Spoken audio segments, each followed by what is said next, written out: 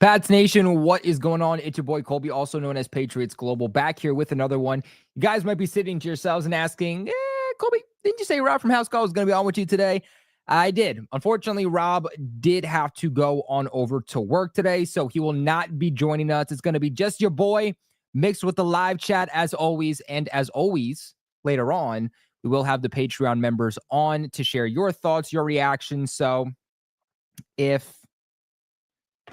Sorry, Rob just texted me. But if you guys do want to join the show at the end, of course, as always, link to Patreon in the description box below. We would love to have you. But rough one for the New England Patriots, who lose 34-15. As always, by the way, today's video brought to you by BetUS. We'll talk to you guys a little bit later how you can get a limited time exclusive offer from them. But like I said, 34-15 loss for the Patriots here in Week 12. I'm not surprised at the loss, okay?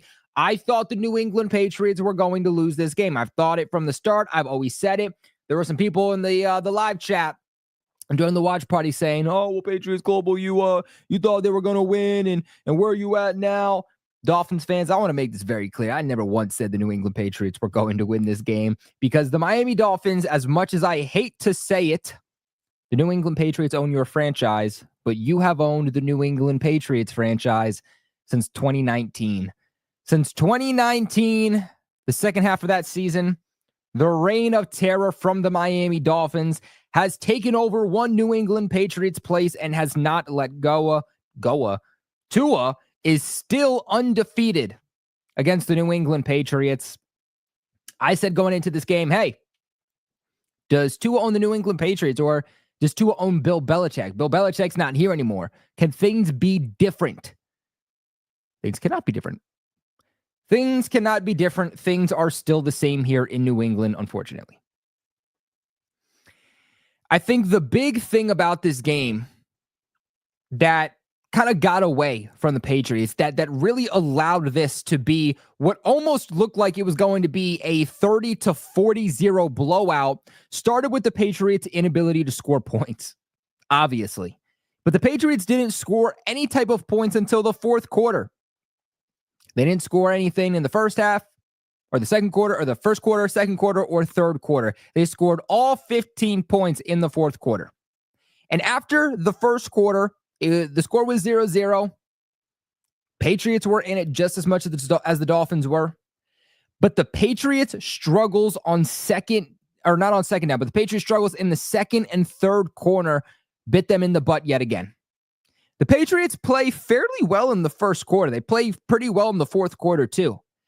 But in the second and third, that is where they allow the game to get away from them, and that is where they lose. The Patriots entering the fourth quarter, they always play from behind, hoping that they can play catch up. The Patriots remind me of that kid in class who wouldn't do his homework, but then would quickly pull it out while the teacher's coming around collecting the homework from the class, would quickly just start jotting things down and trying to complete it last second. And I'm not going to lie, I was that kid. So that's where that analogy came from. The Patriots need to do what they did in the beginning of the season and get out with a lead first, extend that lead, and then dominate time of possession.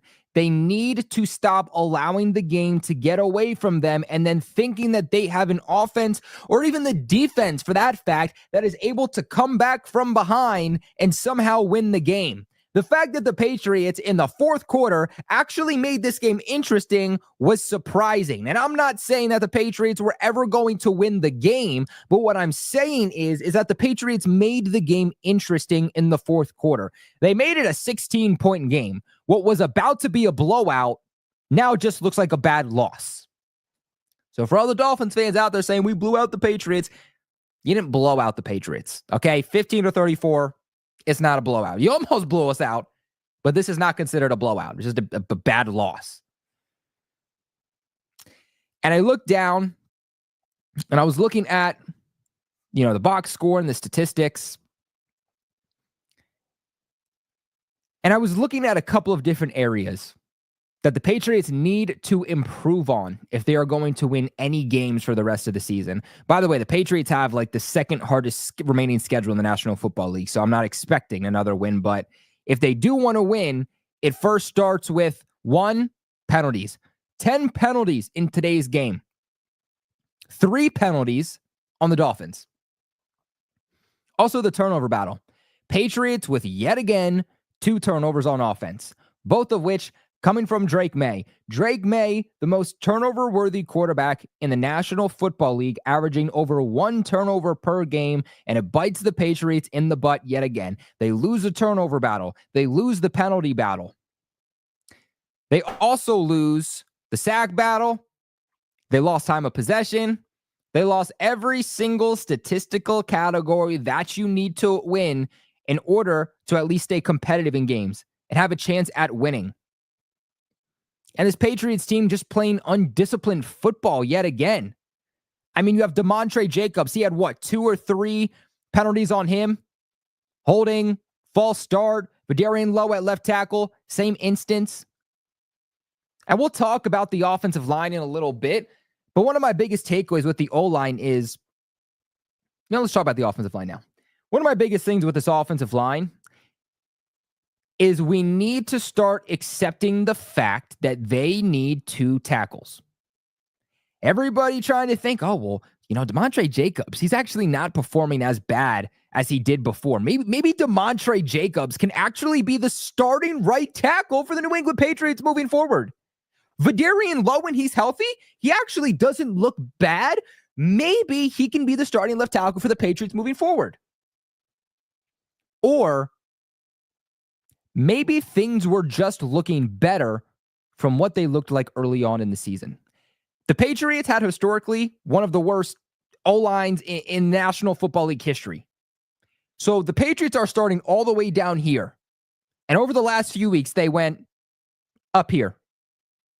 They are improving for their standards, but they're still at the bottom of the league.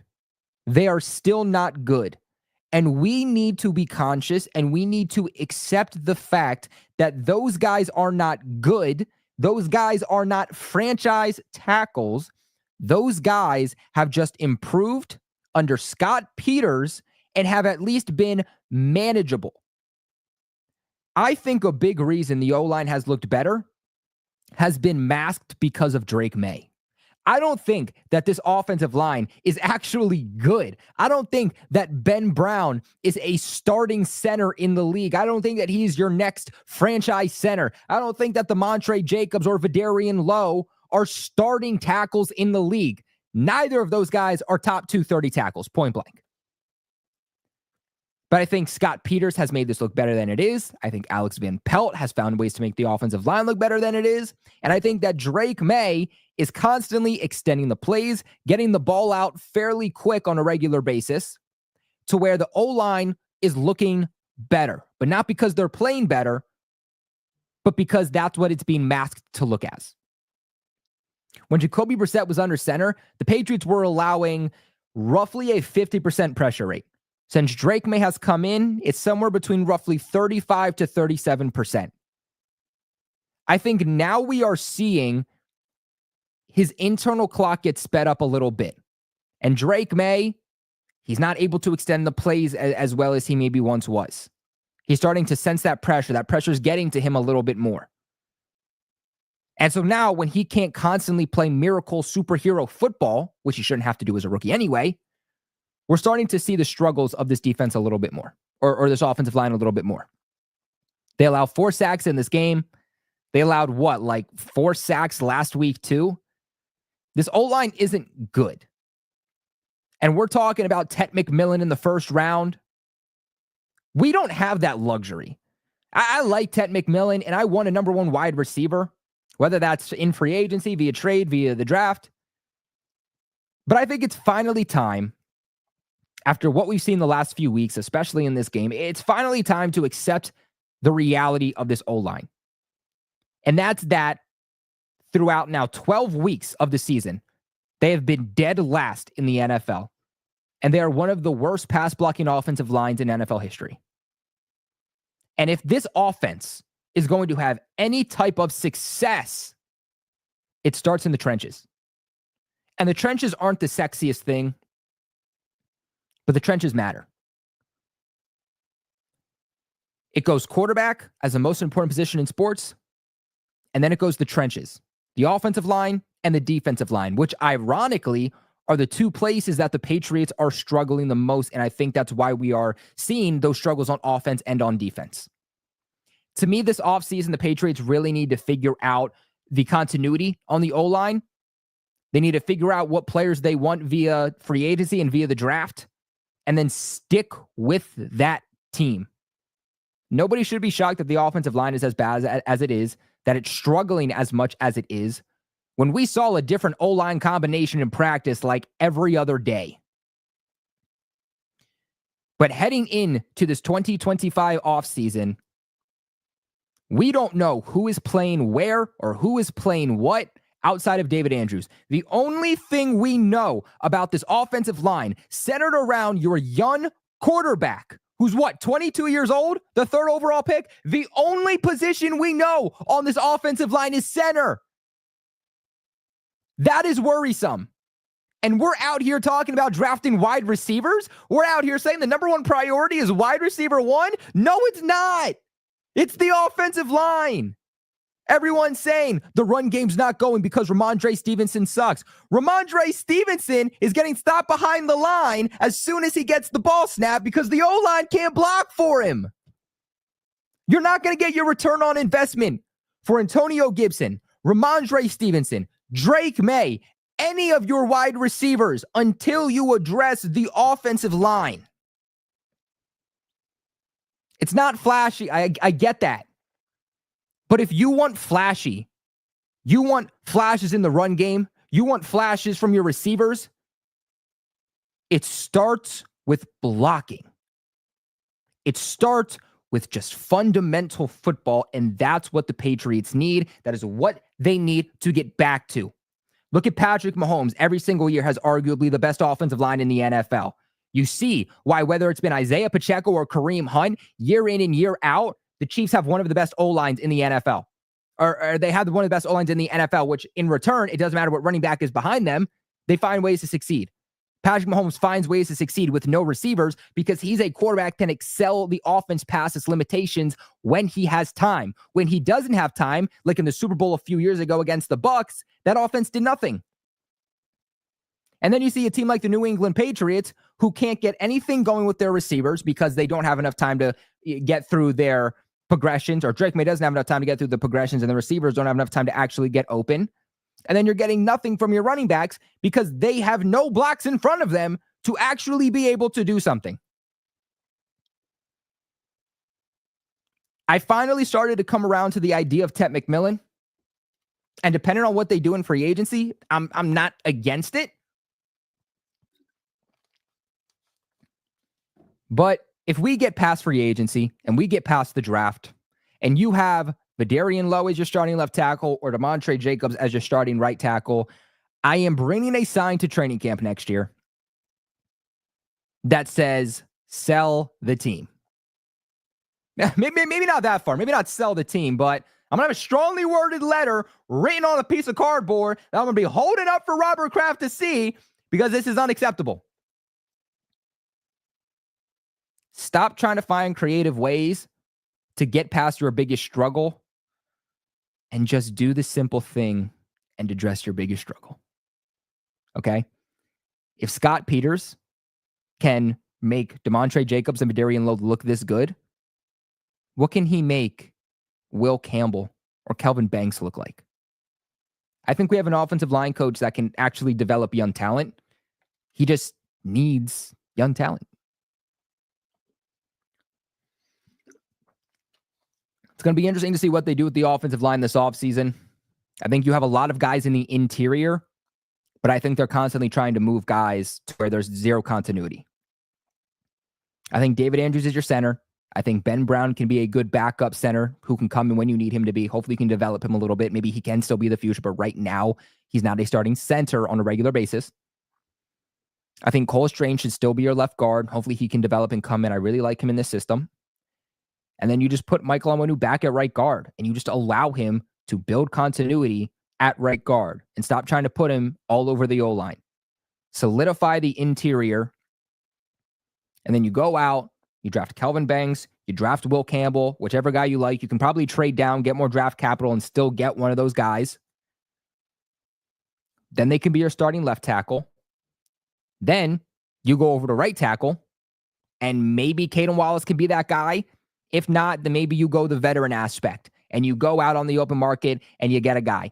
And I don't love the open market for tackles, but maybe you can just get a guy for the next year or two that can at least come in from a veteran standpoint and be sustainable for you on that O-line. I know I just went on this crazy rant about the offensive line for the Patriots, but I've just seen so many people say that it's Drake May. Drake May sucks, and that's why he's just wildly inconsistent. Or, it's the receiver's fault. If Drake May has a number one wide receiver, like these issues with the offensive line just doesn't happen. When you are getting pressured, when you have 2-3 defenders in your face as soon as the ball is snapped, I don't care if you have CeeDee Lamb. I don't care if you've got Justin Jefferson. Your quarterback's throwing off platform. Your quarterback is not going to be able to throw an accurate pass every single time when he has pressure constantly in his face. It doesn't matter how good the wide receiver is on the other side. A good quarterback can excel the offense past his limitations or its limitations when he has time to throw and make decisions, when the receivers have time to get open. But when a quarterback doesn't have time to work through his mechanics, when wide receivers don't have enough time to get in and out of their breaks, it doesn't matter how good that guy is on the opposite side. When it comes back to the coaching staff, people aren't going to like this. The only guy that should be fired is DeMarcus Covington. And that's because DeMarcus Covington, he's not improving. You allowed 4+ touchdowns in this game. You allowed 4+ touchdowns last week. You're not getting better, wildly inconsistent. Covington thought on multiple different occasions that sending all-out blitzes, we're one of the most blitzing defenses in the NFL. He thinks sending all-out blitzes against veteran quarterbacks on multiple instances was a smart idea. His inability to adapt in games is absolutely wild. And we saw it last week when Puka Nacua and Cooper Kupp both went for over 100 yards. Well, guess what? Jalen Waddle went for over 100 yards on you today. In fact, scroll up here, I can give you the exact statistics. Jalen Waddle went out, 9 targets, 8 receptions, 144 yards. He was averaging 18 yards per reception, 1 touchdown, and a long catch of 29 yards. Now, they adapted a little bit better coming out of halftime. But this is now your 3rd receiver in 2 weeks that you have allowed to go for 100+ yards. It feels to me that DeMarcus Covington is just in a situation that he is not poised to be in. He is not learning from his mistakes. He is not doing the obvious thing. The Patriots, they have had the script on Tyreek Hill and Jalen Waddle for years. Why in this game was it now a problem? You played well against those guys earlier on in the season. Why was it a problem now? You played well against them in 2 games last year. Why is it a problem now? And I think that the defense just completely sold out. I think the defense completely sold out in order to stop the run, which they did really, really well today. The Patriots were able to hold Devon Achane to 10 attempts, 32 yards, 3.2 yards on average. Jalen Wright, 7 attempts, 28 yards, 4 yards on average. Mostert, 2 attempts, 5 yards, 2.5 yards on average. And Tua, 3 attempts for -2 yards. They shut down the running game today, but in what cost? You chose to take away the run game just so they can pass for an average of 20 yards on you? Why was that going to be successful? Again, it is the inability to adapt in games that I think is going to get DeMarcus Covington fired. It should be Christian Gonzalez on Tyreek Hill and either John Jones or Marcus Jones on Jalen Waddle. Or what you can do is the old-fashioned Bill Belichick mantra. Put your number one on their number two, and then put your number two on their number one with safety help over the top. So what that would look like is it would be Christian Gonzalez on Jalen Waddle. Then it would be either John Jones or Marcus Jones on Tyreek Hill with safety help over the top. Patriots under Bill Belichick had done that so many times, and it always worked. And then see if that can work for you. But it shouldn't take you an entire quarter. It shouldn't take 24 points being put up on you in one quarter to understand, okay, we need to have something change up here. Something needs to switch. We need to try something new here. When it comes to Gerod Mayo, I know that this is controversial. They need to give him another year. And maybe he doesn't make it through the entire 2025 season, which he shouldn't if he continues to look like this. But why are people expecting Gerod Mayo to come out here and look like Bill Belichick? Why are people thinking that the worst roster in the NFL was going to come out here and go to the playoffs, win games confidently? Somebody answer me that. Because I have people in my comment sections, I have people in my live streams. You know, Patriots Global love you, but you're being too generous to Gerod Mayo. I get on Gerod Mayo every single week in my live streams. I'm getting on Gerod Mayo. But let me give you another statistic here. All right. Bill Parcells in 1993, he started his first season with the New England Patriots 1-10. Pete Carroll in 1997 started his career with the New England Patriots 6-5. Bill Belichick, the greatest coach of all time, in 2000 started his career with the New England Patriots 3-8. Heading into this game, Gerod Mayo was 3-8. He is now 3-9. I'm not telling you that, you know, Drake May's Tom Brady. I'm not telling you that Gerod Mayo was the next coming of Bill Belichick. But as fans, we need to calm down. And we need to learn to be a little bit more patient. Because, man, I remember growing up as a kid. I mean, I say that like I'm old. I'm only 23 years old. But I remember growing up in the golden age as a kid, watching the NFL, listening into everything that was happening. And coaches used to be getting like 10 plus years. Even if their team sucked, they would get time to implement their offense and their defense and the game plans and the atmosphere that they want. Because that takes multiple years to implement the proper way. It doesn't take just 1 year or 2 years. It takes time to build the team you want, at least the correct way. It seems like now in today's generation of the NFL, if a quarterback doesn't look like a star year one, he's a bust. If a head coach isn't taking you to the playoffs or making you competitive in year one, they immediately have to go. We have to learn to be more patient. And I understand that with offensive coordinators and defensive coordinators, maybe that time span is a little bit shortened, but for head coaches, the margin needs to be a little bit bigger. Again, this is the worst roster in the National Football League.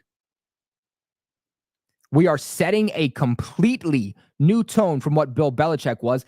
Bill Belichick was that hard-nosed football coach. He wasn't a player's coach. Gerod Mayo is trying to do the exact opposite. You guys know those yearly report cards that come out. The Patriots had an F in like every category. Behind the scenes, Gerod Mayo is also trying to fix that. There are a lot of things trying to be fixed and needed to be fixed in New England. There's also a lot of young, new, developing players in year one and in year two of their NFL careers. Gerod Mayo is a first-time head coach. He's learning on the fly. And honestly, I've said this before, I don't think Gerod Mayo was ready for this. Like, I don't think that the game plan was to have Gerod Mayo be the head coach in 2025. I think that they thought Bill Belichick was going to be here for another year or two, but because of how he was last year, because of all the toxicity and dysfunction, they had to get rid of him. And because it was written in Gerod Mayo's contract that he was going to be the successor, it didn't matter if it was too early. They had to give him the reins now. And because of that, I think he's learning on the fly. I'm not making excuses for Gerod Mayo. I'm sure there's people saying that in the comment section right now. I'm not even looking at the comments in this current moment. I'm not getting on him, or rather, I am still getting on him. I'm not letting him get past because there's a lot of things he needs to fix. The player discipline. The game's constantly going with 10, 13, 9 penalties a game. He needs to be better. He needs to learn that you can still love your players and still be hard on them and still discipline them. You can be a player's coach and love your players and be their guy and be their friend, but still discipline them when they need to. I don't care if you're going out into the media and calling your team soft. If it works one week, okay, cool. I don't need you to tell me, the media, the fans. I don't need you to tell me these things. I need you to tell your player these things. It doesn't matter to me if I hear them come from you. It matters to me if the team is winning or losing games, if they are progressing, if they are disciplined. Don't show me because you're telling me. Show me through the ways that your players start to act. And I understand the argument. Well, Gerod Mayo isn't the players. He's not out there making them act a certain way or making them mess up. No. But when they are constantly week in and week out this undisciplined, that does come back to the coaching staff. Because these players clearly think that there are no repercussions. That there are no repercussions to playing bad, to not doing what they're told. And Gerod Mayo has proved that on several times where, hey, you can play bad, you can lack fundamental football and discipline, and the worst you're going to get is a few less snaps, and that's about it. Gerod Mayo does need to start learning to discipline his players a little bit better. Gerod Mayo needs to understand fundamental and situational football better. But again, year one as a head coach. And if we are at this point next season, still having the exact same conversation and Gerod Mayo is still not learning from these mistakes, then we have the conversation about firing him. But let's see what he can do in year two of this system that he's trying to build. Let's see what they can go out and do in free agency with more talent, with $130+ million in cap space, with top draft capital. In fact, right now, I'll even share my screen with you guys. Give you an updated look at Tankathon for all of you Tankathon fans, for all you draft fans. Oh, why did it zoom out? This is where the New England Patriots currently are. They currently have the 4th overall pick in the 2025 NFL draft. And this is updated. I mean, the Giants played today, or the Giants already played, I should say. The Carolina Panthers already played. The Titans already played. So a lot of these teams already played. And the Patriots are already here sitting at 4. So they're already poised to be able to trade back, or at least get top-end talent, or even do both. So let's see what Mayo can do in year two, in this offseason. And like I said, if we're at the same point at this time next year, we have that conversation. But I don't think he's been bad enough in this current situation that he's been put in, the predicament that he's been put in, to say in a half a season, this team hasn't looked better, you're out. It's frustrating, but just like when you have a kid, right? And I'm not a dad, but I've still seen kids grow up. I grew up, obviously, myself as a kid. Obviously, we all did. But for those of you who have kids, progress isn't linear. And yes, I do agree that progress needs to be more consistent with this team, but you're going to have up days and down days. The last thing that I want to see from this team is to take one step forward, 2 steps back, 1 step forward, 2 steps back. I want to take 2 steps forward, 1 step back, 2 steps forward, 1 step back. And I think that's where we need to get to, because right now it feels like 1 step forward, 2 steps back. But if we can get to 2 steps forward, 1 step back, then again, progress isn't linear, but it's at least consistent. And the point that I was trying to make is that when you have a kid, that kid messes up. You know, that kid might do something and you'll discipline him and he might do it again. But at some point he learns and you say, you know what? You're new to this earth. You're in a new predicament. You're growing. You're understanding something you haven't done before. And it's the same thing for Gerod Mayo, who is the 2nd youngest head coach in the National Football League. And at one point this offseason was the youngest head coach in the National Football League. When it comes to Alex Van Pelt, I actually think that he's been better. I actually really, really like some of the play calls that I saw today. There was that one play where it was Drake made a Kendrick Bourne, then Kendrick Bourne tried to throw across the field to Ramondre Stevenson to set up a screen. I got to see what happened there. Ultimately, it was the execution from the players that didn't work on. There was another play, too. It was the 2-point conversion where It looked like Drake May was setting up a screen for Kayshon Boutte. Kayshon Boutte then tosses it off to Ramondre Stevenson, who's coming around with the sweep, and they get the 2-point conversion. So I really, really like some of the play calls that I'm seeing from Alex Van Pelt. I think the consistency from him is getting better each and every single week, too. I'm excited to see what he can do with some more talent. I think that he deserves to have another year. For me, the only head coach, or not the only head coach, but the only coach on this roster right now that I'm honestly saying you have to go right now is DeMarcus Covington. I think he needs to go. I think they need a veteran defensive coordinator. I think Gerod Mayo gets one more season, and I think you're keeping Alex Van Pelt for the time being. And now I will look at the comments and see what some of you have to say, because I know we got some super chats. Want to make sure I get into these too, because you guys are being very generous. Shout out to my boy Isaiah. My boy comes in with a $20 donation. My boy. Woo! God, that hurt. I've been talking all day. But my boy coming in with a $20 donation, man, that helps support the channel so much in ways you cannot possibly understand. That is extremely, extremely generous. Everybody, make sure you like Isaiah's chat. You can actually like super chats, and you can leave comments under them. So everybody go to Isaiah's super chat, leave a like, leave a nice comment for him. Isaiah is making sure you guys get the best damn Patriots content out there. But my boy says, fire offensive tackle Vidarian Lowe. Hey, man, I raise you a Demontre Jacobs to your Vidarian Lowe. Let me tell you, maybe we can package them. Maybe we can go to the dumpster and we can say, hey, man, 2 for the price of 1. Demontre Jacobs, Vidarian Lowe, you in? But I agree. I wouldn't say fire him. I think Vidarian Lowe is a good backup tackle, and the Patriots don't just need starting tackles. They need depth at tackle. So I would keep Demontre Jacobs. I would keep Vidarian Lowe. I just don't think that those are guys that realistically, down the road and entering 2025, you want to be your starting tackles. Again, the fact that the Patriots don't have a single tackle within the top 32 players in the NFL at that position is wild. I'm not saying we need the best O-line in the league, would be nice, but what I'm saying is we at least need improvement. We at least need to be average. We at least need to be middle of the pack. My boy S27 comes in here with a $2 donation and says, how do the Pats become a 10-win team next season? Well, you got Drake May. Now I think it just comes to building around him. Like I alluded to earlier, quarterback is the most important position in football, right? What's the second? The trenches. O-line, D-line. If I asked you where are the Patriots struggling the most right now on offense, what would you say? You'd probably say O-line. And you'd be right. The trenches. If I ask you, where are you struggling the most on defense right now? I guarantee you that most people would say one of these two things. They would say pass rush or consistently stopping the run. That goes back to trenches.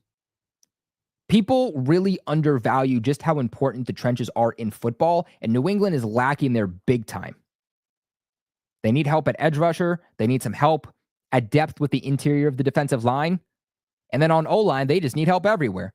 They need to figure out continuity on the interior of the O-line, and then they just need starting and backup tackles. So I think, how do the Patriots become a 10-win team next season? You address heavily in the trenches. O-line, D-line, and then what I'm doing is I'm going out and I'm getting a veteran cornerback. You guys might remember, I've been saying all offseason, or I had said all offseason, that I think at some point it's going to bite the Patriots in the butt that they didn't address in cornerback a little bit more. And it is. Love Marcus Jones. Marcus Jones is a cornerback 3 at best. They are asking him to go up against number 1, number 2 receivers on a weekly basis because Jonathan Jones has taken a step back. And he's playing tight coverage, but he's 5'8", and he's realistically not a receiver that is going to be able to go up against number 1, number 2 receivers. That's just not what his talent is. He's a good number 3 corner to slot corner. There's some really, really good vets, though, on the open market this year at the cornerback position. And I think adding a veteran, a very good, solid number 2 guy outside of Gonzo will help the Patriots significantly, especially as the trenches grow and the trenches develop. Because you ideally want one of these two things. Well, ideally, you want both, but you need at least one of these two things.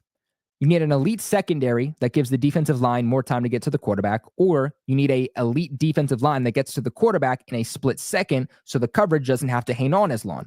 Right now, the Patriots don't have either. Outside of Gonzo, that secondary has holes. They're lacking. That defensive line, the Patriots have one of the worst pass rush units in the entire National Football League. That's in large part why we're seeing this defense fail. Now, obviously, you also got the play calling and the defensive scheming, but that's also a large part is because of that overall personnel. And if you look at it too, how many games have the Patriots played this season that were close? You look at the game in Miami earlier on, or the game against Miami early on at Gillette, close game. Game against the Titans, close. Game against the Rams, close. Game against the Seahawks, close.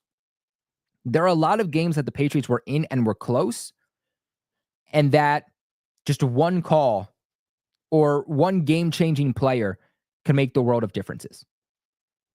I think that's also what we're forgetting. We're looking at just everything black and white. We're saying, this is our record. This is many games that we won. This is many games that we lost. And I understand that either you're winning games or you're losing at the end of the day. But understand where this roster is and understand how close a lot of these losses were. And if you go out there and you really just spend you're not going to spend $130 million completely, but if they go out there and they really start bringing in some of this talent this offseason, I think the Patriots could at the very least be a middle of the pack team in the NFL next year. I think they could easily be a 7-8 win team, at minimum next year if they just make the proper roster moves. Go ahead real quick. I got to pull this up. I should have done this before the stream. That's on me. Did not think about this. Ooh. But real quick, guys, do want to give a massive shout out to the sponsors of this video over at BetUS. Right now, when you guys use the promo code that you see on the screen, YouTube150, you will lock yourself into a limited time exclusive offer of a 150% sign up bonus on your first deposit, followed by 125% sign up bonus on your next two deposits, all the way up to $2,000 when you use that promo code, again, YouTube150. BetUS can also give you a 200% crypto deposit bonus, a 10% back on your net losses 2 times a year, just taking care of you and your money the way that no other sportsbook ever has or ever will. And they can give you your very own personalized account manager. They have 24/7 personalized service, 365 days a year, live wagering on all major games, which is super, super cool that you can just bet on games live while they're happening. And they got the best betting variety in the business. Now, I'm not just talking about player props, parlays. I understand that as Patriots fans, we probably don't want to bet on much games this season, but you can bet on NFL futures, the NFL draft, NFL awards like MVP, Comeback Player of the Year, and you can also bet on other sports. I mean, you can bet on college basketball or college football, basketball, baseball, horse racing, fighting, politics, entertainment. If you think it's something you can bet on, BetUS is going to have it. Have a little bit of extra fun this football season. Or, hey, I know a lot of us are Celtics fans. Celtics are actually a good football team. Unlike the Patriots, they're not a very good, did I say football team? The Celtics are actually a good basketball team. Unlike the Patriots, they're not a very good football team. So if you want to go ahead and use this 150% sign-up bonus on the Celtics, you can also use that. But guys, play smart, play responsible, never bet more than you can afford to lose. But just remember, that supporting the sponsors, that support the channel, supports me tremendously here at Patriots Global, and I could not be here without them and their support. But want to go ahead too and quickly put up this link for these Patreon members. If you are a Patreon member, that link is coming your way right now. If you want to hop on the show and give your thoughts on this game, or just come on and give a rant, because I know a lot of accounts at here, they already be talking about the games. You guys watch the games. You guys know the frustration. I know a lot of us don't even care about these games at this point. I mean, I care about the games personally, but I know a lot of people don't care about the games. So if you want to come on here and just voice where the Patriots go from here, become a Patreon member. Link in the description box below. A few more things I want to get to, though, before our Patreon members come on in. I want to get also into how Drake May played today. So Drake May finishes today 22 for 37, 220 yards, 10 yards on average, a touchdown, an interception, 4 sacks. Obviously had that that fumble too, and an overall rating of 74.2. I say it every week. I'm going to say it again. The Josh Allen comparisons just keep on rolling in. Drake May needs to be more consistent. I understand he wants to play hero football. He wants to win. But if he continues to make these mistakes and these turnovers, it is going to hurt him in the long run because it's going to become muscle memory. He's going to think that it's okay to do these things. Right now, Drake May looks like me trying to play the new Madden game. Madden 25, where I'm out here getting blown out. I've played like 8 hours since I've got my new Xbox on Madden 25, and I've lost each and every single game because I'd be throwing like 7 interceptions a game because I don't know. I just don't know. Maybe I suck at Madden now. Not the point. Sorry, that was just a little bit of a rant. But Drake May needs to learn to take care of the football better. That fumble that he had where he just got strip sacked. I mean, he's out here trying to dodge a defender. I believe it was either second or third down, trying to dodge a defender, shake him off, shake off the sack, and still make a play. And he's out here waving the football around with one hand like he's asking if anybody in the audience wants a breakfast sandwich. And a defender comes and literally just goes, bro just chops Drake May's arm, and Drake May fumbles the football. Take care of the football. If a defender is near you, do not be carelessly flinging the ball around with one hand. I feel like this is a pretty simple concept to understand, and Drake May needs to do better. Like I said earlier on in the stream, he's the most turnover-worthy quarterback in the National Football League. He's averaging more than 1 turnover a game. And Alex Van Pelt threw out a statistic to where he was like, ideally, we want Drake May to finish with like 10 total interceptions by the end of the season, nothing over. A week into saying that, Drake May is still turning the ball over more than one time in the game. It's that inconsistencies that we're seeing from him. He had a lot of pressure in his face today, so I'm not going to put it all on him. It's not like he had wide open receivers constantly and zero pressure on his back. Like, I'll be curious to see the pressure rate in this game because he was constantly, it feels like every single drop back, he was getting blitzed by Miami, and he was either a cornerback blitz or a safety blitz or a linebacker shooting the gap. Just always had multiple defenders up in his face, which was speeding up his internal clock. Like I said, he was sacked 4 times today. But he needs to do better with holding on to the football, understand when to take a sack, when to throw the ball away, and when there is a play to be made. That play to Austin Hooper, out of structure, off his back foot, keeping his eyes downfield, beautiful play. And it's plays like that that can easily make him a top 10 quarterback. But then it's this terrible interceptions. It's the constant turnovers. It's the carelessness with the football in his hands. It's those plays that can be a massive difference and will be the massive difference down the road on the Patriots either winning or losing games. And at some point, doesn't matter if Drake May can run for 90 yards a game. It doesn't matter if Drake May has those plays to Austin Hooper. If he does not at some point learn to stop turning the football over multiple times every single game and can't just have multiple games with turnover-free football, the team at some point is going to look at you and say, are you really a franchise quarterback? And that's not to say that he's not, and that's not like getting ahead of myself, but that's just to say that Drake May needs to start learning to take care of the football a little bit better. He's clearly trying to excel the offense past its limitations, play hero football, but in a lot of ways, he's hurting the Patriots because of that. And I hate to compare Drake May to Mac Jones because they're not the same players at all, but Mac Jones tried to do these same things.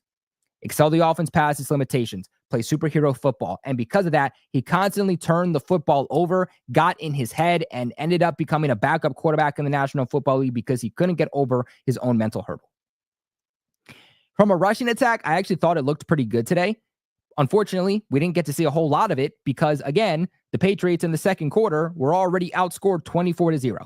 So they obviously couldn't run the football anymore. They had to pass. It made them a one-dimensional offense. I thought earlier on when they were able to run the football and pass the ball, it made them multi-dimensional, which helped the success of the offense a little bit more. I know we didn't put up points, but we were at least, stringing some plays together. We had more splash plays. We were driving down the field a little bit more before we would ultimately shoot ourselves in the foot. Antonio Gibson today, really good game. 6 attempts, 30 yards, 5 yards on average. I think he's showing you why he needs more attempts and why that he's a really good pace back or change of pace back between Ramondre Stevenson. I thought Stevenson had some good moments today, but overall, 8 attempts, 13 yards, 1.6 yards on average. I think if he's not getting it going for you, but Gibson is, give Gibson the rock that game and allow him to be your bell cow. Because again, right now, Drake May needs to feel like there's just a level of pressure off his back and that he has help behind him. That again, he doesn't have to play superhero football, and that if he needs to hand the ball off for a few times to recontain his composure and bring himself back down to earth, bring that anxiety back down to earth a little bit, then he has a running game that he can go to. Right now, it doesn't feel like he has that, but it felt like it was a step in the right direction for a guy like Antonio Gibson, who the Patriots really need to get going.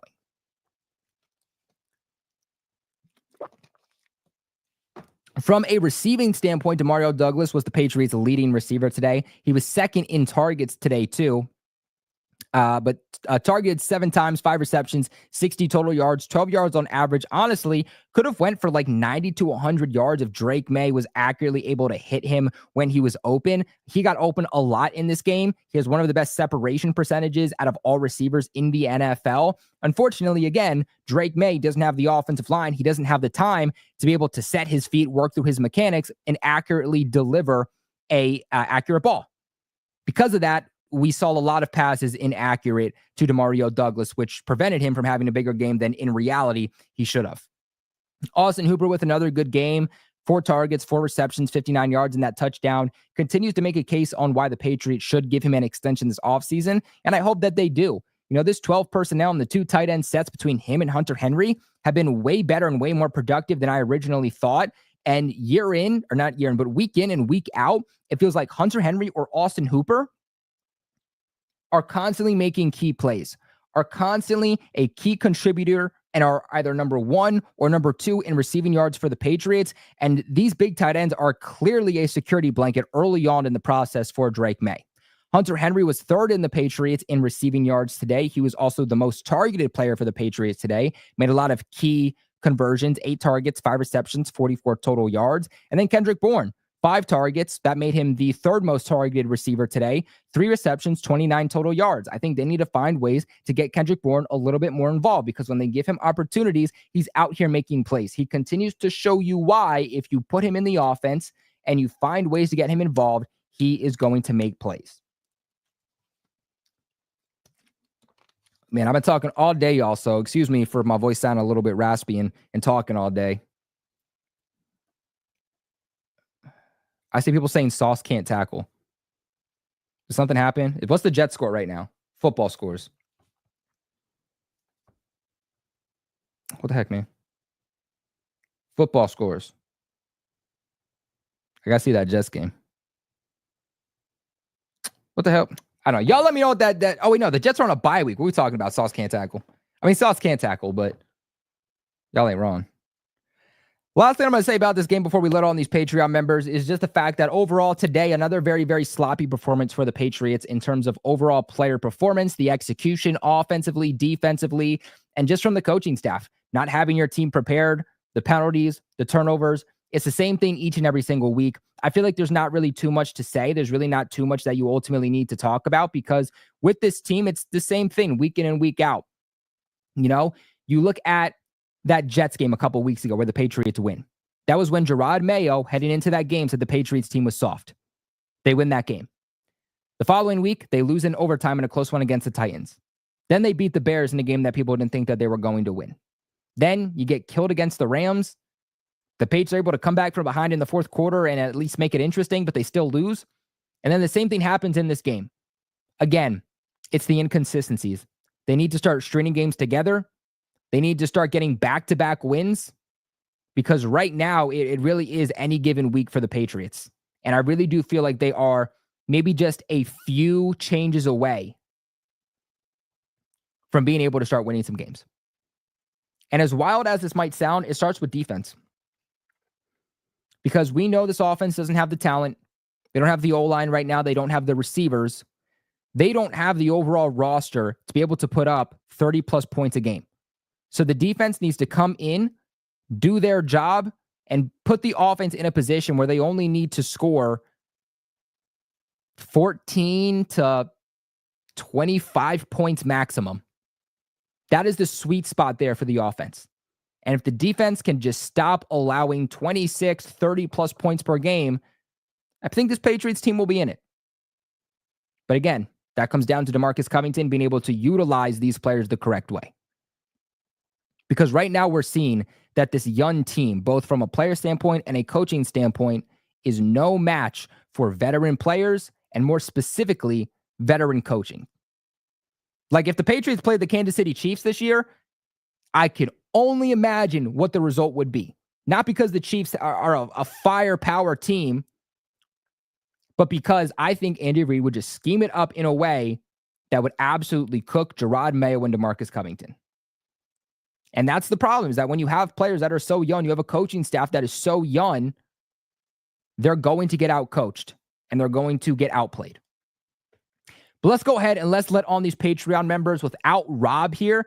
We're going to have a bit of a shorter episode. Your boy talking for 51 straight minutes about this game and really about my thoughts on this team in general.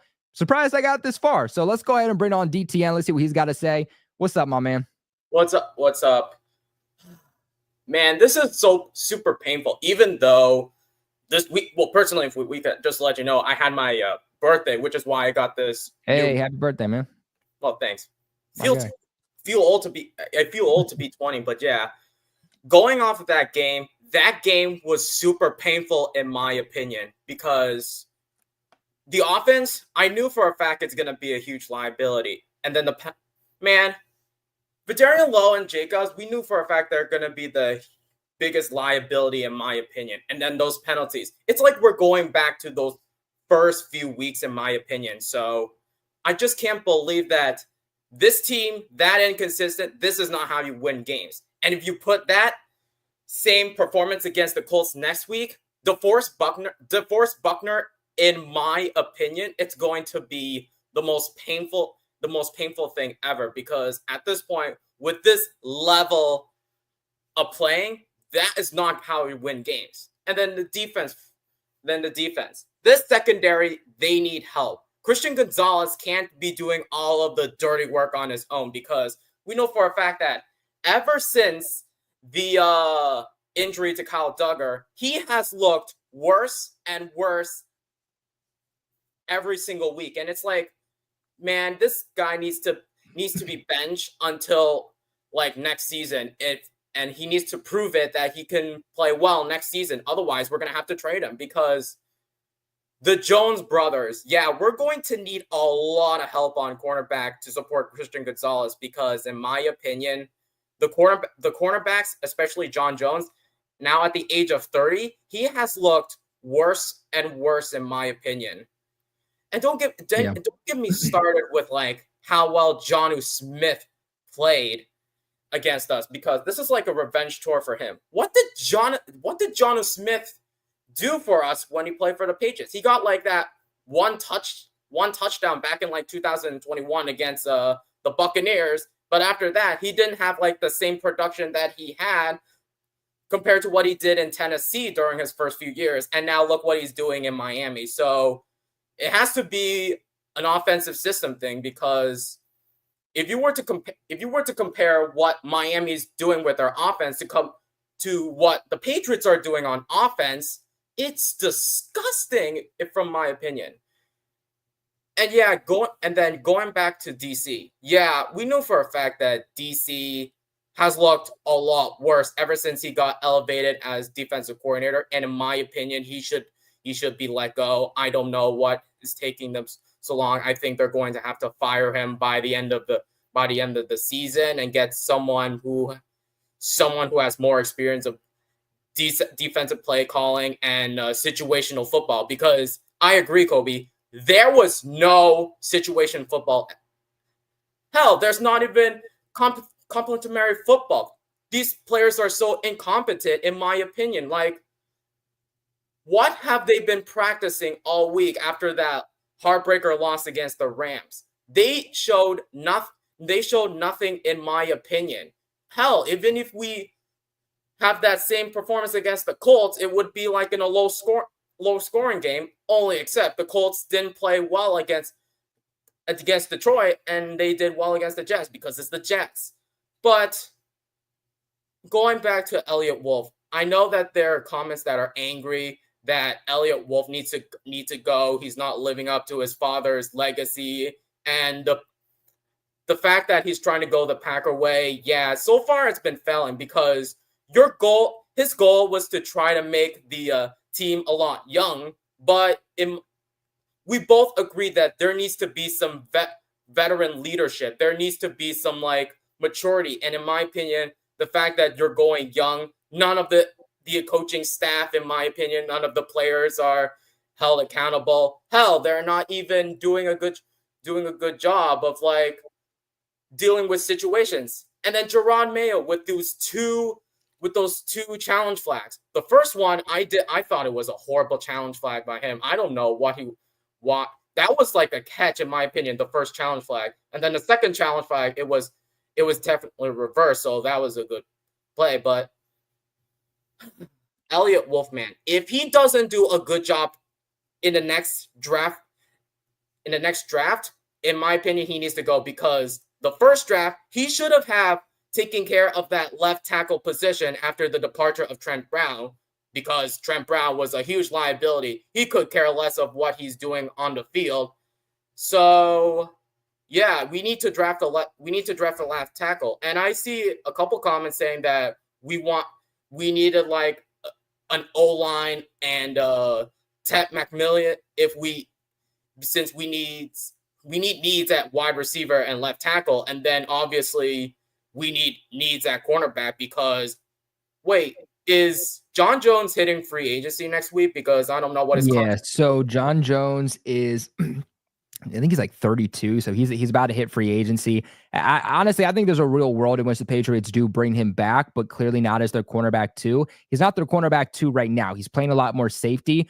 I wonder if they end up looking at him this offseason and they say, we want a veteran-free safety like we had with Devin McCourty. No, John Jones obviously isn't a free safety. He's been a slot cornerback, transitioned to outside corner a few years ago, like 2020. But because of his veteran experience, he knows what's in front of him. He can align the defense correctly. He knows how to play a quarterback's eyes and then can make the plays and just play everything that's in front of him. So it takes some of those duties off of him for an aging cornerback that's been dealing with injuries. So I would prefer the Patriots. Honestly, I prefer John Jones to just retire a New England Patriot and they go out and they try to find some youth. But if he continues this transition to free safety, as long as he does it adequately, I could see a world in which the Patriots, don't re-sign Jalen Hawkins and then they end up bringing back Jonathan Jones. But I want to ask you, DTN, what would be your 3 up, 3 down from this game? And then I'll get into mine. My three, in my opinion, one having to be Austin Hooper, because he got that touchdown to save that game from being like a blowout. My second one out of my 3 is Christian Gonzalez with that fumble recovery touchdown. I thought that great was pass breakup in the end zone too. Yeah, I thought it so, in my opinion. And before I get to my third person, this is the second time where DC needs to realize about these defensive key matchups, because you need somebody to tackle Jonnu Smith, and then you need to have another person taking down, like, you need to have Gonzo back on Tyreek Hill, because I know that one boy, he had that break up against Odell Beckham Jr. I know Odell's like washed. I don't know he's living up to like what he used to do back in his Giant days. And then my third best player, this is a hard one, because wasn't a lot of good. Yeah, there wasn't a lot of good. No. But maybe like Barmore getting a sack, because in my opinion, he did get a sack onto 201s, but I wish that Barmore has produced a lot more. But going into my 3 lowest, I'm actually going to go for 10 lowest members on the Patriots who I think are trending down. 10, I would say Vidarian Lowe and Jacobs, obviously 2%, because of those penalties that are killing the offense. Unfortunately, I'm going to have to say Drake May, because of that turnover. I don't know if his internal clock is being sped up after him getting turnovers every single game, in my opinion. My fourth one, I would have to say Jonathan Jones, because he's getting old. He's not living up to what he once was, like in years past. My fifth one being I can't think of enough. I'm just gonna say my top three that had their lowest production today were my Verdarian Lowe, Jacobs, Drake May as my worst three in this game. But an honorable mention for like the top three, it could have been Marte Mapu with that good play to break up that pass. I wish that Duggar got that interception, but unfortunately Mapu had a pass deflection, so it is what it is. It would have been nice if Kyle Duggar got that interception, but yeah.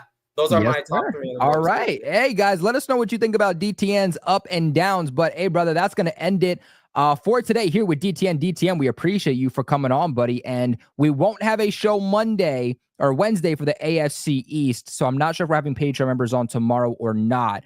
But hopefully we do, and we can get your also, before I leave, I want to wish all of you guys a happy Thanksgiving. Stay safe and stay well. And we should be back healthy for the game against the Colts, because this is like a prove-it game to see if we're still competing before the bye.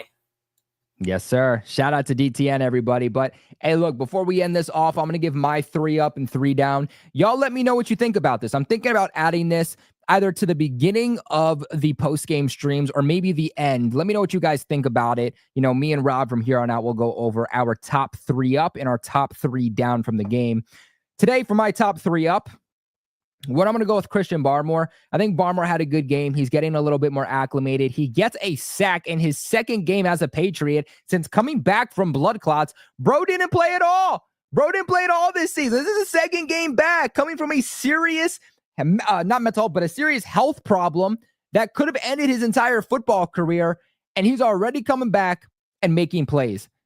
Big ups for Christian Barmore, not just from the football player's perspective, but also just for him as a human. Next up, I'm going to go with Christian Ellis. Christian Ellis, the linebacker, had a big bounce back game, especially in coverage. Dating back to training camp, Christian Ellis actually was one of the best, if not the best, linebacker the Patriots had in coverage. Struggled over the last few weeks, but comes in here, plays really well in coverage, making several different plays, one of which was highlighted by a go route by Devon Achane, who I believe still leads the Dolphins in receptions, but he goes a go route. Tua targets him in the end zone, and Christian Ellis with a textbook pass breakup. I thought that it was a really good game for him. And then for my third winner, I'm going to go with the tight end core. I'm going to go with the 12 personnel between Hunter Henry and Austin Hooper. I just think that those guys just continue to ball. They continue to make plays. I can't do one over the other, but like I mentioned earlier, it just feels like every single week you have Austin Hooper or Hunter Henry leading you in receiving yards. And if not, they're always in the top 3. You know, you're looking at the conversions today in pivotal moments on third down, got to have it moments.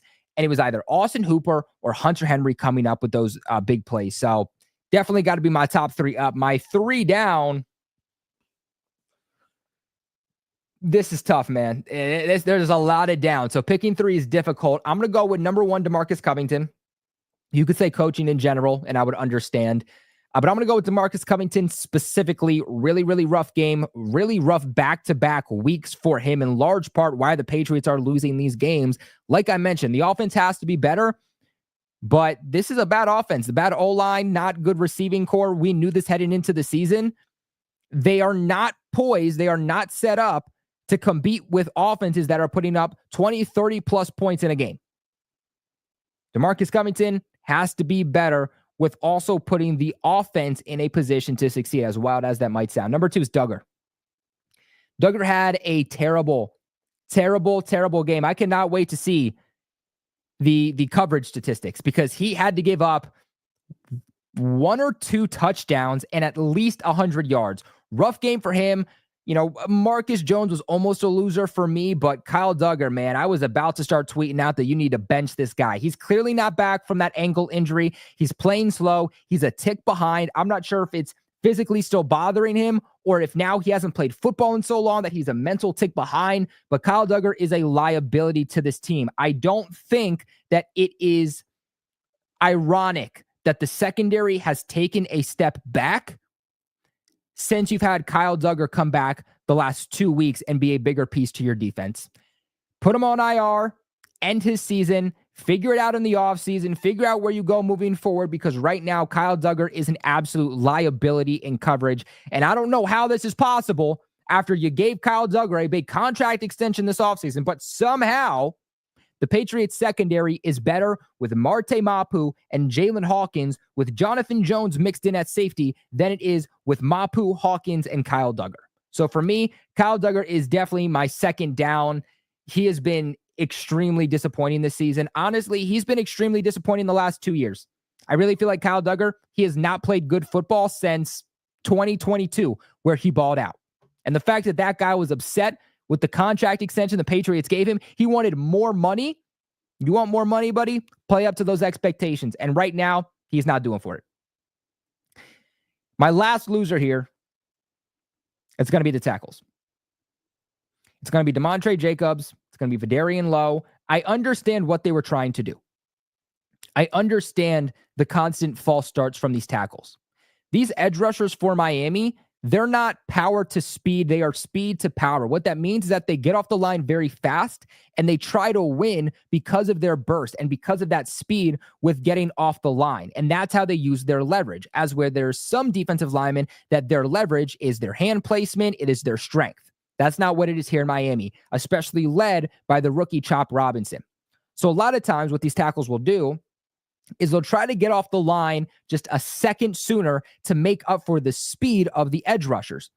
And you'll get a warning or two from the refs, but if you keep doing it, you're going to get called. It's exactly what the offensive lineman for the Chiefs does, which is why he is the most penalized offensive lineman in the league. So I understand what Vidarian Lowe and Demontre Jacobs were trying to do. They're trying to get the leverage. But if you're just consistently getting called out for it, at some point you just have to accept the fact that it's not working out for you, and you have to trust yourself, trust your speed off the line, trust your awareness, and just trust your ability as a player to go one-on-one with that guy. And also trust Drake May that he's going to be able to get that ball out or make something happen, because constantly these penalties are putting the Patriots in situations offensively that they're not going to succeed in. For this offense to put points up on the board, they need to be in second and third and manageable, not second and third and long. And that's constantly where these penalties were putting the offense today, in large part because of Demontre Jacobs and Vidarian Lowe. Vidarian Lowe finishes with like 2 or 3 penalties. Demontre Jacobs also finishes with 2 or 3. Both of those guys definitely down for me on the day, not to mention the fact that they allowed a couple of sacks too. So this is where I kick it off to you guys. What do you think? What are your top 3 up? What are your top 3 down? Want to give another massive shout out to the sponsors of the video over at BetUS. Right now, when you guys use the promo code YouTube150, you'll get an exclusive limited time offer of a 150% sign up bonus on your first deposit, followed by 125 on your next 2, all the way up to $2,000. Again, when you use that promo code YouTube150 when you sign up, super quick. It takes less than 60 seconds. You don't just have to use it on football. You can use it on anything. You can use it on the NBA. You can use it on Celtics games. You can use it on baseball, college football, horse racing, fighting, entertainment, politics. The bonus does not just work for NFL games, which is really, really cool by BetUS. Of course, though, play smart, play responsible, and never bet more than you can afford to lose. But guys, that is going to end it for today's stream. I appreciate you guys for riding with me. I know that my voice might be sounding off a little bit. I haven't been feeling very well over the last few days, and I'm out here screaming for like 3 hours on, live watch parties, half hour on Bleacher Report. Now I just did another hour and 9 minutes back here on the channel. And I also do a lot of talking for my homework for my sportscasting class. So your boy talks a lot. Throat's bothering me a little bit. So I appreciate you guys for working around with me here today. But I've got a lot of really great content dropping for you guys throughout the week. I'm kind of onto the off season at this point. We're still going to talk about the season. We're still going to talk about the players. We're still going to do watch parties, but I'm also kind of at the point where I just want to start making off season content. I want to start talking about free agency. I want to start talking about the draft. I want to start talking about how this team can get better, where they go, and how to start rebuilding. But as always, guys, please make sure you do leave a big like on the video on your way out. Subscribe to the channel for all your New England Patriots news. Appreciate all your guys' constant support. But until next time, go Pats.